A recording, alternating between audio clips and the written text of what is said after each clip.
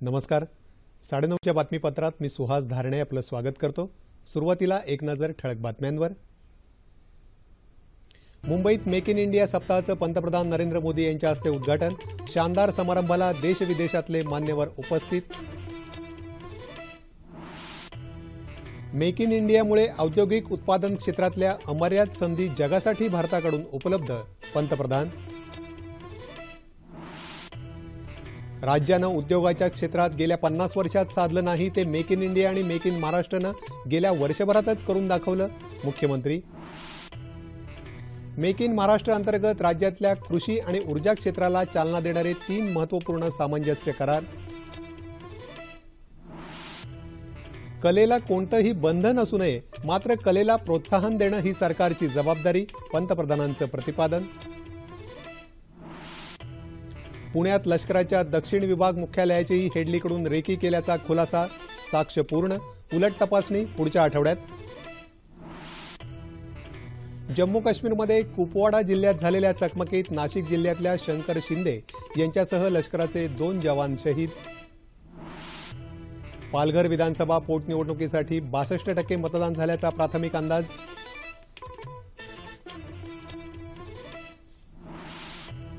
आणि दक्षिण आशियाई क्रीडा स्पर्धेत आतापर्यंत 156 सुवर्णपदकांची लयलूट करत भारताचं वर्चस्व कायम. आणि आता सविस्तर वृत्त. देशातल्या औद्योगिक उत्पादन क्षेत्राला मोठ्या प्रमाणावर चालना देण्यासाठी चाललेल्या प्रयत्नांचा एक भाग म्हणून आज मुंबईत पंतप्रधान नरेंद्र मोदी यांच्या हस्ते मेक इन इंडिया सप्ताहाचं उद्घाटन झालं. वांद्रे कुर्ला संकुलाच्या MMRDA मैदानावर पंतप्रधानांनी मेक इन इंडिया केंद्राचं उद्घाटन केलं. यावेळी स्वीडन आणि फिनलँडचे पंतप्रधान उपस्थित होते.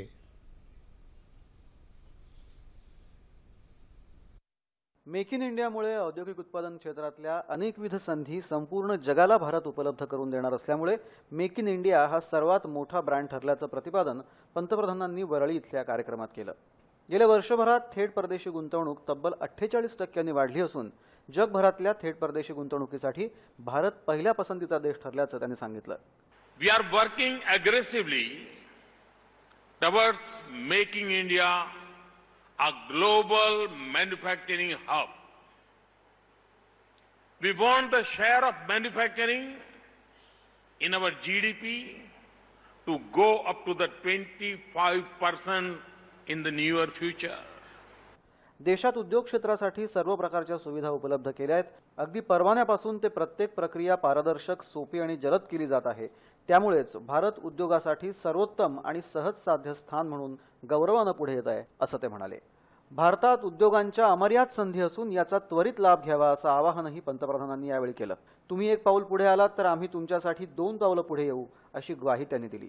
राज्यानं उद्योगाच्या क्षेत्रात गेल्या 50 वर्षात साधलं नाही ते मेक इन इंडिया आणि मेक इन महाराष्ट्राच्या माध्यमातून गेल्या वर्षभरातच करून दाखवल्याचं मुख्यमंत्री देवेंद्र फडणवीस यांनी म्हटलं. मुंबईत वरळी इथं मेक इन इंडिया अंतर्गत झालेल्या कार्यक्रमात ते बोलत होते. We know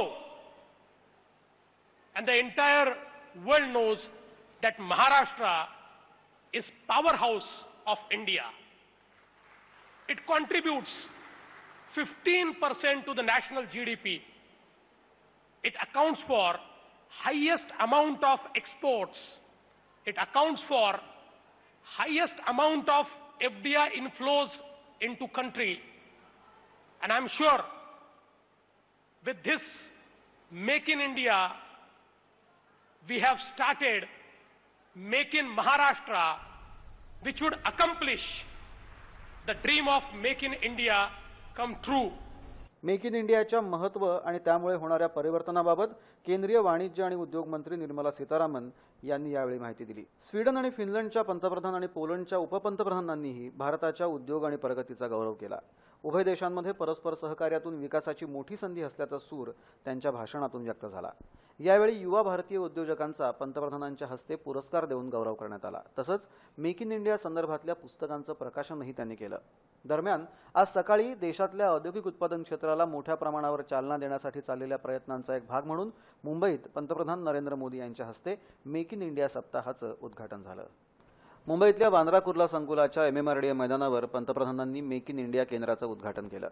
यावेळी फिनलंडचे पंतप्रधान जुहा सिपिला, पोलंडचे पहिले उपपंतप्रधान पिओत्र क्लिन्स्की यांच्यासह महाराष्ट्राचे राज्यपाल चे विद्यासागर राव, मुख्यमंत्री देवेंद्र फडणवीस, केंद्रीय वाणिज्य आणि उद्योग राज्यमंत्री निर्मला सीतारामन, राज्याचे उद्योगमंत्री सुभाष देसाई, मुंबई उपनगरचे पालकमंत्री विनोद तावडे आदी मान्यवर उपस्थित होते. उद्घाटनानंतर पंतप्रधान नरेंद्र मोदी, मुख्यमंत्री देवेंद्र फडणवीस आदींनी मान्यवरांसह मेक इन इंडिया सेंटरमधल्या विविध दालनांना भेटी देऊन पाहणी केली.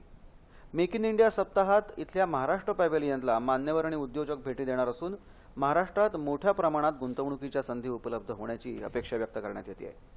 या सोहळ्यात सुमारे 1500 परदेशी कंपन्या, 52 देशांचे प्रतिनिधी, 17 राज्यांचे प्रतिनिधी, 12 मुख्यमंत्री, 13 केंद्रीय मंत्री, 5000 शिष्टमंडळं आणि 8000 उद्योजक सहभागी होत आहेत. या आयोजनामुळे राज्यात 4 लाख कोटींहून अधिक रुपयाची गुंतवणूक अपेक्षित आहे, तर 12 लाख रोजगार निर्मिती होणार आहे. या कार्यक्रमासाठी सुमारे 27 भव्य सभागृहही उभारण्यात आली आहेत.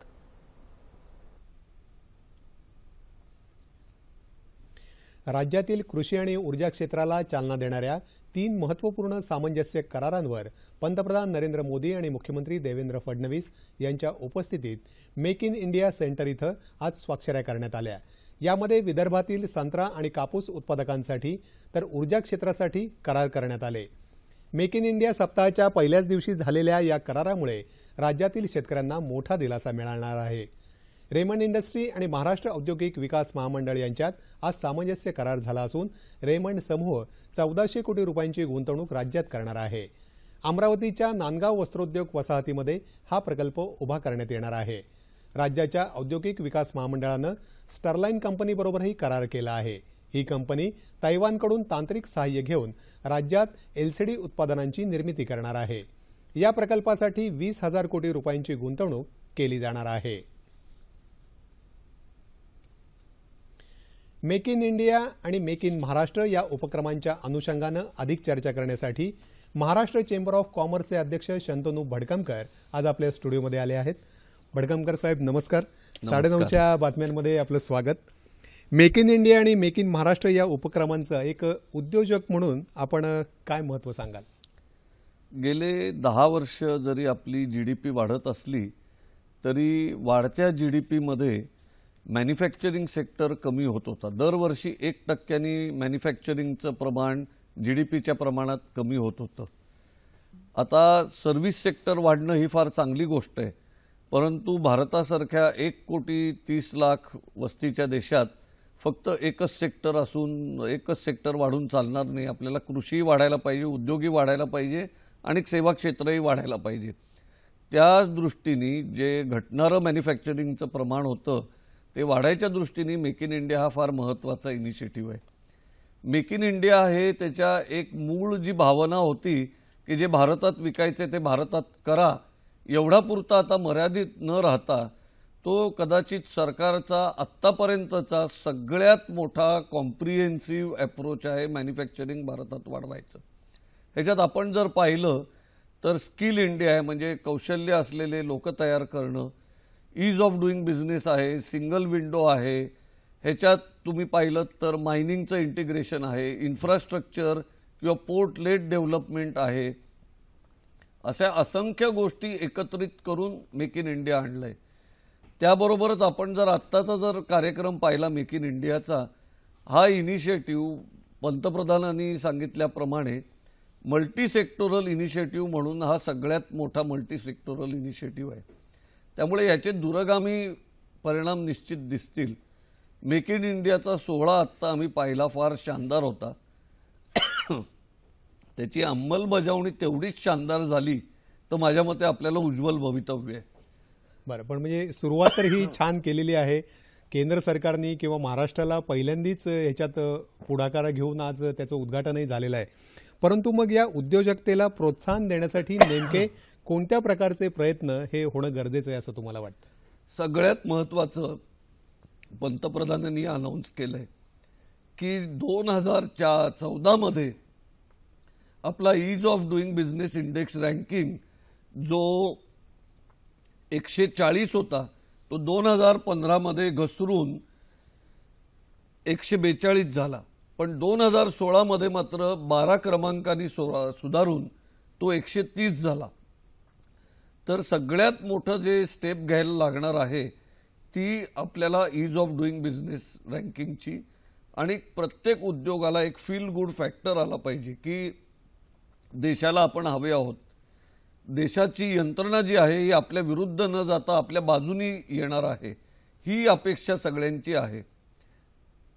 बरोबर आहे. म्हणजे उद्योजकांनाही वाटलं पाहिजे की सरकारही आपल्याकडनं जी अपेक्षा करते तर त्या पातळीवर खरं उतरण्यासाठी आणि एकूणच आपला जो काही सहभाग असेल तो देशाच्या राष्ट्राच्या उन्नतीसाठी देणं, हे जर उद्योजकांना हवं असेल तर विशेषतः जे लघु आणि मध्यम उद्योजक आहेत तर त्यांना अनुकूल वातावरण हे असं कशा प्रकारे तयार करता येईल? लघु उद्योगांना अनुकूल वातावरण करण्याकरता आमच्या चेंबरची भूमिका स्पष्ट आहे की आम्हाला अनुदानं नको, आम्हाला रिबेट्स नको, कन्सेशन्स नको, पण आम्हाला धंदा सुखाने करून द्या. आत्ता एका लघु उद्योगाला साधारण त्याचा 25 ते 30% वेळ वेगवेगळ्या रेग्युलेशन्स फॉलो करण्यामध्ये द्यायला लागतो. तर तो वेळ जर त्यांनी कामात दिला तर त्याची वाढ दुप्पट होऊ शकते. तर ह्या प्रकारचं वातावरण आम्हाला असं पाहिजे की एक विश्वासाचं वातावरण पाहिजे. आत्ता अजिबात विश्वासाचं वातावरण नाहीये. इनफॅक्ट एखाद्या गुन्हेगाराला कदाचित जास्त ट्रीटमेंट बरी मिळत असेल, यापेक्षा उद्योजकाला वाईट ट्रीटमेंट मिळते. एक आपल्यात एक विनोद आहे जुना, तुम्हाला माहिती असेल तर, की भारतात गुन्हा केला, एक क्राईम केला तर एकच तुम्हाला सरकारी अधिकारी म्हणजे पोलीसची डील करायला लागतं, पण फॅक्टरी सुरू केली तर तुम्हाला 50 अधिकाऱ्यांशी डील करायला लागतं. त्यामुळे तो मोठा गुन्हा आहे, असा एक विनोद फार जुना आहे, प्रचलित आहे. बर, परंतु मग एक्झॅक्टली आपण जे आता सांगितले थोडंसं विस्तृतपणे सांगू शकाल की नेमकं कशा प्रकारे उद्योजकांची सरकारकडून अपेक्षा आहे? म्हणजे सगळ्यात पहिली गोष्ट, तुम्हाला उद्योग जर सुरू करायचा आहे म्हणजे मॅन्युफॅक्चरिंग करायचं आहे तर जमीन लागते. तर जमिनीची अवेलेबिलिटीच नाही आहे. आता थोडी सुरुवात होते. नवीन उद्योग मंत्र्यांनी काही इनिशिएटिव्ह घेतलेत आणि MIDC कडनं जागा मिळायला लागली, नाहीतर मध्ये जमीन मिळणं जवळजवळ अशक्य होतं आणि आपल्याला मंत्रालयापर्यंत जाऊन फॉलोअप करायला लागायचा. त्यापेक्षा मग लोक बाजूच्या राज्यात जाऊन सुरू करू शकतात. दुसरी पायरी जी येते, तुम्हाला लागणाऱ्या ज्या परमिशन्स असतात. आत्ता आपण मुख्यमंत्र्यांनी एक अनाउन्समेंट केली आहे की 65 वरनं 46 वर का 45 वर त्यांनी परमिशन्स आणलेल्या आहेत. मुळातच एखाद्या लघु उद्योजकाला ह्या परमिशन्स फार जास्त होतात. एखादी मोठी इंडस्ट्री असेल तर त्यांच्याकडे वेगवेगळी डिपार्टमेंट्स घेऊन अनेक माणसं मिळून त्याच्यावर काम करू शकतात. लघु उद्योजक हा एक खांबी तंबू असतो. त्याला जर ह्याच्यातच आपला वेळ घालायचा असेल तर त्याला जे आपलं मूळ कौशल्य आहे, मॅन्युफॅक्चरिंग, इनोव्हेशन, चांगल्या प्रकारचं प्रॉडक्ट्स तयार करणं, हे दुय्यम होतं आणि चुकीच्या गोष्टींना प्राथमिकता मिळते. बरोबर. म्हणजे थोडक्यात त्याला आपल्या कामावर लक्ष केंद्रित करणं जास्ती गरजेचं आहे आणि हे जे शासकीय पातळीवर जे त्याला हेलपाटे मारायला लागतात किंवा विविध प्रकारच्या परवानग्या घ्यायला लागतात, ह्याच्यात जास्ती सुलभता येणं गरजेचं आहे असं आपल्याला म्हणायचं आहे. परवानग्या माझ्या मते अंडरस्टेटमेंट आहे, जाच आहे आणि तो जाच जायला पाहिजे. आणि आमचं ठाम मत आहे चेंबर म्हणून की उद्योजकांनी सगळे कायदे पाळले पाहिजेत आणि पूर्ण कर भरले पाहिजेत सगळ्या प्रकारचे, पण त्याच्यातला जाच निघून गेला पाहिजे. आपल्या देशाबाहेर 50 कोटी लोक राहतात. 50 कोटी भारतीय हे देशाबाहेर राहतात आणि देशाबाहेर त्यांची प्रतिमा काय आहे? हार्डवर्किंग आहेत, इंटेलिजंट आहेत, ही तर आहेच. इक्वली आपले लोक कायदा पाळणार आहेत, शिस्तबद्ध आहेत, अशी आपली प्रतिमा आहे. 5 कोटी ही काही लहान संख्या नाही. जर भारताबाहेर त्यांची ही प्रतिमा आहे तर कारण काय? तर तिथली व्यवस्था पोषक आहेत तसं काम करायला.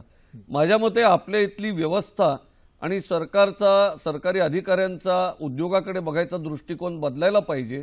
लोक प्रामाणिक होतील, जितके बाहेर आहेत तितकेच भारतात प्रामाणिक होतील.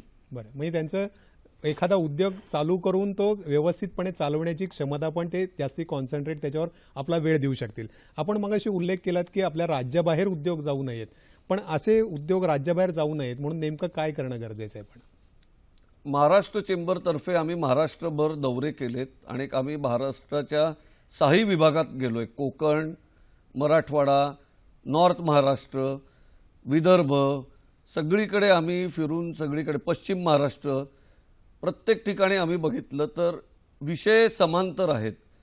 तपशिलात फक्त फरक आहे. आपण जर कोल्हापूर इचलकरंजीला गेलो तर तिथलं कास्टिंग आणि तिकडचं टेक्स्टाईल इंडस्ट्री ही कर्नाटकात जाते. आपण जर विदर्भात गेलो तिकडची इंडस्ट्री छत्तीसगडमध्ये जाते. तसंच इतर विभागांना बाजूच्या राज्यांची आव्हानं आहेत. आता तर एक घटना मी जी पाहिली आहे की पुण्याची एक इंडस्ट्री गुजरातमध्ये एका ठिकाणी जाऊन त्यांनी प्रॉडक्ट सुरू केला आहे. जो त्यांचा प्रॉडक्ट पुण्यात त्यांना किफायतशीररित्या करता येत नव्हता तो त्यांना गुजरातमध्ये जाऊन किफायतशीर होतोय. ह्याचाच अर्थ महाराष्ट्रात कुठलाही माल तयार करायची किंमत जास्त आहे. इथे माल तयार करणं अवघड आहे. आणि आपल्या मुख्यमंत्र्यांनी आत्ता फार चांगलं सांगितलं की मेक इन इंडियामुळे जे आपण कॉपरेटिव्ह फेडरलिझम म्हणायचो देशाला, की जे युनियन ऑफ स्टेट्स आहे खरं ते आता कॉम्पिटेटिव्ह फेडरलिझम होणार आहे. पण ही स्पर्धा ते म्हणाले आता रचनात्मक स्पर्धा होणार आहे.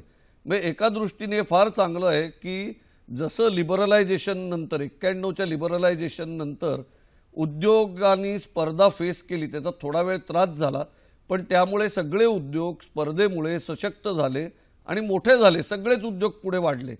तसंच ही स्पर्धा जर सगळ्या राज्यांच्यात आली, उद्योग धंदा सगळ्या प्रकारच्या इकॉनॉमिक ॲक्टिव्हिटीज अट्रॅक्ट करायला, तर माझ्या मते पूर्ण भारतभर भरभराट येईल आणि अत्यंत माझ्या मते हे रचनात्मक ही स्पर्धा असेल. बरं, म्हणजे त्या दृष्टीने टाकलेलं सरकारकडून तर हे चांगलं पाऊल आहेच आहे. परंतु या सगळ्यासाठी जी परकीय गुंतवणूक येणं आवश्यक आहे ती महाराष्ट्राकडे आकर्षित करण्यासाठी काय प्रकारे आपल्याला परकीय गुंतवणूक ही निश्चित चांगली असते, परकीय टेक्नॉलॉजी चांगली असते.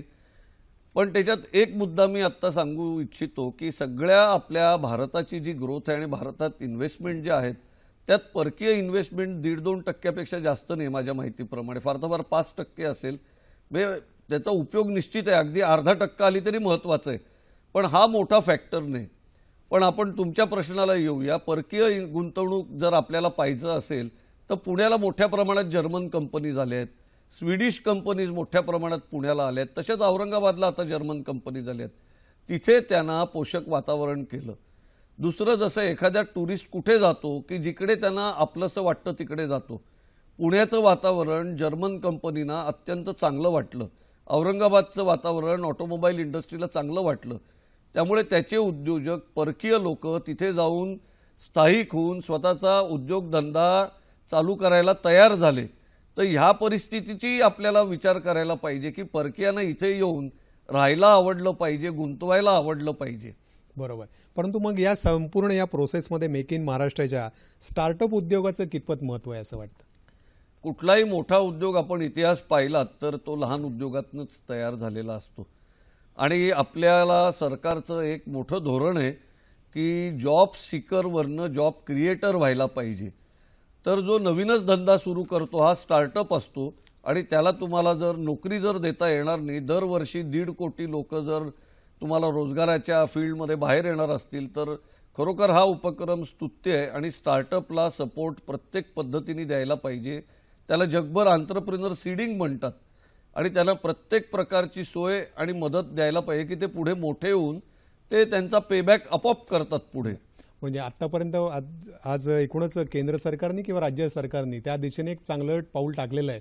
आणि आता इथून पुढे येणारे आपण जे काही सूचना केल्या आहेत त्या नक्कीच विचारात घेऊन त्या दृष्टीने वाटचाल होईल आणि महाराष्ट्राची आणि पर्यायी देशाची ही भरभराट होईल अशा आशा करूयात. आज आपण इथे आलात आणि हे जे विचार व्यक्त केलेत त्याबद्दल सह्याद्री वाहिनीच्या वतीने आपले मनपूर्वक आभार आणि धन्यवाद. धन्यवाद. कलेला आश्रयाची नाही तर प्रोत्साहनाची गरज असून कला ही सरकारची जबाबदारी असल्याचं मत पंतप्रधान नरेंद्र मोदी यांनी आज मुंबईत व्यक्त केलं. वांद्रे इथं बॉम्बे आर्ट सोसायटीच्या नव्या इमारतीचं उद्घाटन केल्यानंतर पंतप्रधान बोलत होते. राज्यपाल चे विद्यासागर राव, मुख्यमंत्री देवेंद्र फडणवीस तसंच राष्ट्रवादी काँग्रेसचे अध्यक्ष शरद पवार, सोसायटीचे प्रमुख वासुदेव कामत यावेळी उपस्थित होते. कलाकृतींचा वापर भिंतींची शोभा वाढवण्यासाठी करायचा की कलेचा वापर समाजाची शक्ती वाढवण्यासाठी करायचा हे ठरवणं गरजेचं असल्याचं पंतप्रधान पुढे म्हणाले. कलेला बंधनात अडकवू नका असं आवाहनही त्यांनी यावेळी केलं. राज्यात ललित कला अकादमीसाठी राज्य सरकार जमीन उपलब्ध करून देईल असं आश्वासन मुख्यमंत्र्यांनी आपल्या भाषणात दिलं. तर राज्यातल्या कलाकारांसाठी अधिकाधिक सोयीसुविधा मिळण्याची गरज पवार यांनी यावेळी व्यक्त केली. मुंबईतल्या 26/11च्या दहशतवादी हल्ला प्रकरणातील आरोपी आणि माफीचा साक्षीदार डेव्हिड हेडलीच्या साक्षीचं ध्वनिचित्रण आज सरकारी पक्षानं पूर्ण केलं. आता बचाव पक्षाकडून साक्षीची उलट तपासणी पुढच्या आठवड्यात सुरू होईल. हेडलीनं आजच्या साक्षीमध्ये आणखी काही नवी माहिती उघड केली. पुण्यात भारतीय लष्कराच्या दक्षिण विभाग मुख्यालयाचीही रेकी करायला ISI या पाकिस्तानी गुप्तचर संघटनेच्या मेजर इक्बालनं आपल्याला सांगितल्याची साक्ष आज हेडलीनं दिली. मुख्यालयातील ठराविक माहिती मिळवण्याकरता लष्करातल्या व्यक्तींची मदत घ्यायलाही इक्बालनं सांगितलं होतं, असंही हेडली म्हणाला. 26/11च्या हल्ल्यानंतर आपण सलगपणे लष्कर-ए-तैयबाच्या साजिद मीरच्या संपर्कात होतो, असं हेडलीनं नमूद केलं. लष्कर-ए-तैयबाच्या झाकीर उर रहमान लखवी, हाफिज सईद आणि इतर सदस्यांविरुद्ध पाकिस्तान फेडरल इन्व्हेस्टिगेशन एजन्सीनं केलेली कारवाई वरवरची असल्याची माहिती लष्कराचा हस्तक अब्दुल पाशानं आपल्याला दिली, असंही हेडली म्हणाला. उत्तर काश्मीरमधल्या कुपवाडा जिल्ह्यात दहशतवादी आणि सुरक्षा दलात झालेल्या चकमकीत 2 जवान शहीद झाले, तर 5 दहशतवाद्यांना कंठस्नान घालण्यात सुरक्षा दलाला यश आलं आहे. शहीद झालेल्या जवानांमध्ये राज्यातील नाशिक जिल्ह्यातल्या चांदवड तालुक्यातील बायळेचा रहिवासी असलेला शंकर शिंदे यांचा समावेश आहे. कुपवाडातील मारसेरी गावात दहशतवादी लपल्याची माहिती मिळाल्यानंतर सुरक्षा दलानं या भागात शोधमोहीम हाती घेतली होती. त्यावेळी दहशतवाद्यांनी सुरक्षा दलावर गोळीबार केला. सुरक्षा दलानं प्रत्युत्तरादाखल केलेल्या गोळीबारात हे 5 दहशतवादी ठार झाले. 2 दिवस सुरू असलेल्या चकमकीत काल एका अधिकाऱ्यासह 1 जवान जखमी झाला होता. पालघर विधानसभा पोटनिवडणुकीत कोणताही अनुचित प्रकार न घडता आज मतदान शांततेत पार पडलं. या मतदारसंघामध्ये अंदाजे 62% मतदान झाल्याची माहिती जिल्हाधिकारी आणि जिल्हा निवडणूक अधिकारी अभिजित बांगर यांनी दिली. अनुसूचित जमातींसाठी राखीव पालघर विधानसभा पोटनिवडणुकीसाठी एकूण 5 उमेदवार रिंगणात होते. 312 मतदान केंद्रांवर सकाळी 8 वाजल्यापासून मतदानाला प्रारंभ झाला. मतदानादरम्यान कोणताही अनुचित प्रकार घडला नाही. या पोटनिवडणुकीची मतमोजणी 16 फेब्रुवारी रोजी सकाळी 8 वाजता होणार असल्याचं बांगर यांनी सांगितलं. रत्नागिरीजवळ मांडवी घुडेवठार समुद्रकिनारी वाढदिवस साजरा करण्यासाठी गेलेल्या 5 विद्यार्थ्यांपैकी एकाचा समुद्रात बुडून मृत्यू झाला. आज दुपारी 3:30च्या सुमाराला ही घटना घडली. इयत्ता 9वीत शिकणारे विद्यार्थी असून परीक्षा संपल्यानंतर दुपारी समुद्रावर गेले होते. एक मित्र बुडतोय हे लक्षात येताच बाकीचे सावध झाले. समुद्रात बुडालेल्या मुलाचा शोध अद्याप सुरू आहे. पुण्यात 45व्या सिनियर नॅशनल आणि आंतरराज्य कॅरम चॅम्पियनशिप स्पर्धेला पालकमंत्री गिरीश बापट यांच्या उपस्थितीत प्रारंभ झाला. 17 फेब्रुवारीपर्यंत चालणाऱ्या या स्पर्धेमध्ये गुजरात, कर्नाटक, केरळ, हैदराबाद, झारखंड राज्यातून 100हून अधिक स्पर्धक सहभागी झाले आहेत. या कार्यक्रमाला अभिनेत्री मृणाल कुलकर्णीसह अनेक मान्यवर उपस्थित होते. आसाममध्ये सुरू असलेल्या 12व्या दक्षिण आशियाई क्रीडा स्पर्धेत आजही भारतानं आपलं अव्वल स्थान कायम ठेवलं. पोहणे, धावणे, सायकलिंग या एकत्रित असलेल्या ट्रायथलॉन प्रकारात पुरुष गटात दिलीप कुमारनं सुवर्ण तर गुरुदत्त यानं रौप्य पदक पटकावलं. याच प्रकारात महिला गटात पल्लवी रेतीवालानं सुवर्ण तर पूजा चारुशी हिनं रौप्य पदकाची कमाई केली. त्यामुळे 156 सुवर्ण, 85 रौप्य आणि 27 कांस्य पदकांसह भारतानं आतापर्यंत 268 पदकांची कमाई करत पदक तालिकेत अव्वल स्थानी मिळवलं. काल भारत आणि पाकिस्तान यांच्यात झालेल्या हॉकी स्पर्धेत भारताला रौप्य पदकावर समाधान मानावं लागलं. नेमबाजीतील सर्वच्या सर्व 6 सुवर्ण पदकं भारताला मिळाली. फुटबॉल स्पर्धेत आज बांगलादेशावर विजय मिळवून भारत अंतिम फेरीत दाखल झाला आहे. हवामान. गेल्या 24 तासात कोकणाच्या काही भागात किमान तापमानात सरासरीच्या तुलनेत किंचित घट झाली. विदर्भाच्या काही भागात किमान तापमानात सरासरीच्या तुलनेत उल्लेखनीय वाढ तर मराठवाड्याच्या काही भागात किमान तापमानात सरासरीच्या तुलनेत किंचित वाढ झाली. येत्या 36 तासात विदर्भात तुरळक ठिकाणी मेघगर्जनेसह पाऊस पडेल तर याच काळात उर्वरित राज्यात हवामान प्रामुख्यानं कोरडं राहील असा अंदाज हवामानशास्त्र विभागानं वर्तवला आहे. तापमान अंश सेल्सिअसमध्ये मुंबई कमाल 28, किमान 17, नागपूर 34 आणि 19, पुणे 31 आणि 13, औरंगाबाद 31 आणि 16, नाशिक 29 आणि 12, कोल्हापूर 31 आणि 17, रत्नागिरी 29 आणि 17, सोलापूर 34 आणि 19 आणि अमरावती कमाल 33 आणि किमान 16 अंश सेल्सिअस. ठळक बातम्या पुन्हा एकदा. मुंबईत मेक इन इंडिया सप्ताहाचं पंतप्रधान नरेंद्र मोदी यांच्या हस्ते उद्घाटन. शानदार समारंभाला देशविदेशातले मान्यवर उपस्थित. मेक इन इंडियामुळे औद्योगिक उत्पादन क्षेत्रातल्या अमर्याद संधी जगासाठी भारताकडून उपलब्ध. पंतप्रधान. राज्यानं उद्योगाच्या क्षेत्रात गेल्या 50 वर्षात साधलं नाही ते मेक इन इंडिया आणि मेक इन महाराष्ट्रानं गेल्या वर्षभरातच करून दाखवलं. मुख्यमंत्री. मेक इन महाराष्ट्र अंतर्गत राज्यातल्या कृषी आणि ऊर्जा क्षेत्राला चालना देणारे 3 महत्त्वपूर्ण सामंजस्य करार. कलेला कोणतंही बंधन असू नये, मात्र कलेला प्रोत्साहन देणं ही सरकारची जबाबदारी. पंतप्रधानांचं प्रतिपादन. पुण्यात लष्कराच्या दक्षिण विभाग मुख्यालयाचीही हेडलीकडून रेकी केल्याचा खुलासा. साक्ष पूर्ण, उलट तपासणी पुढच्या आठवड्यात. जम्मू काश्मीरमध्ये कुपवाडा जिल्ह्यात झालेल्या चकमकीत नाशिक जिल्ह्यातल्या शंकर शिंदे यांच्यासह लष्कराचे 2 जवान शहीद. पालघर विधानसभा पोटनिवडणुकीसाठी 62% मतदान झाल्याचा प्राथमिक अंदाज.